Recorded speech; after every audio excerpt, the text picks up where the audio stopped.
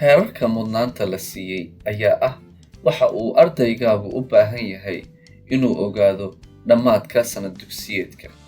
Waxaan ku hubin karnaa tani innagoo fiirinayna haddii ay horumar ku socdaan, qayb ahaan fahmayn, ama aqoon u leeyihiin. Dugsiyada qaar waxay ugu yeeraan qaabkan ku qiimaynta waxbarashada. fasalka labaad waxaa lagu weydiin doonaa inaad muujiso oo aad taageerto fikradahaaga adigoo u maraya habka qorista ujeedooyin kala duwan. tani waxay ka dhigan tahay inaad ku taageeri kartid waxa aad ula jeedid faahfaahinta, iyadoo aan loo eegin haddii aad qorayso sida wax loo karsado, sharaxaad ka bixin waxa aad soo baratay, ama sheeko aad ku soo celinayso.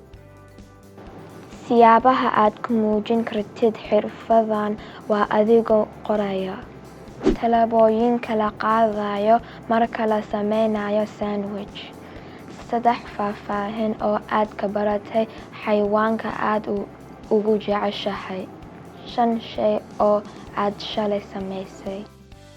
fasalka labaad waxaa lagaa codsan doonaa inaad si madax bannaan u akhriso una fahanto suugaanta iyo qoraalka macluumaad ee heerka fasalka. macallinkaaga ayaa kuu sheegi kara heerka aad tahay. shaqaalaha maktabadda ayaa ku faraxsan inay ku caawiyaan inay kuu helaan buugag fiican oo kor u qaadi doono xiisahaaga. Taas macnaheedu waa inaad akhrisan karto qoraalada heerka fasalka labaad. Mararka qaarkood taas waxaa lagu cabiraa midabo ama heerarka ereyga. fasalka labaad waxaa lagaa codsan doonaa inaad adeegsato xeelado si aad ugu akhriso si sax ah iyo muujinta heerka fasalka.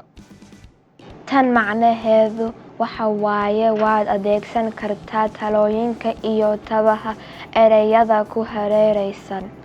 Waxaadna u adeegsan kartaa xarakaynta si aad u muujiso sida jumlada loo akhrin karo. Waad ku tababaran kartaa tusaalooyinkan: waan jeclahay keega, waxaan jeclahay keega, waan jeclahay keega. fasalka labaad waxaa lagaa codsan doonaa inaad ogaato oo aad dabaqdo codqaybiye iyo xirfadaha aqoonsi ereyga. sidoo kale waxay ka dhigan tahay inaad ku celcelinaysay akhrinta ku filan oo ereyada qaarkood oo aad taqaanid markaa aragtid.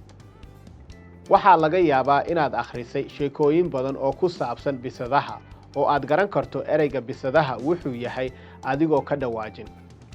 waxaa laga yaabaa inaad akhriso sheekooyin badan oo ku saabsan bisadaha oo aad garan karto ereyga bisada wuxuu yahay adigoo ka dhawaajin. ku celceli adigoo fiirinaya bog ku yaalo boog oo arag intii erey oo aad taqaano iyo intii erey oo aad ka dhawaajiso. labadaba waa xirfado muhiim ah inay lahaadaan.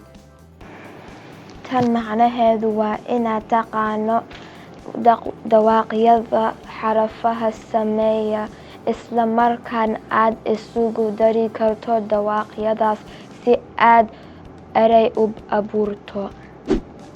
CAT markan oo kale C wuxuu sameeyaa dhawaaqa ka, A wuxuu sameeyaa dhawaaq gaaban, A iyo ta wuxuu sameeyaa dhawaaqa T. wadajir waxay u eg tahay ka at ama cat.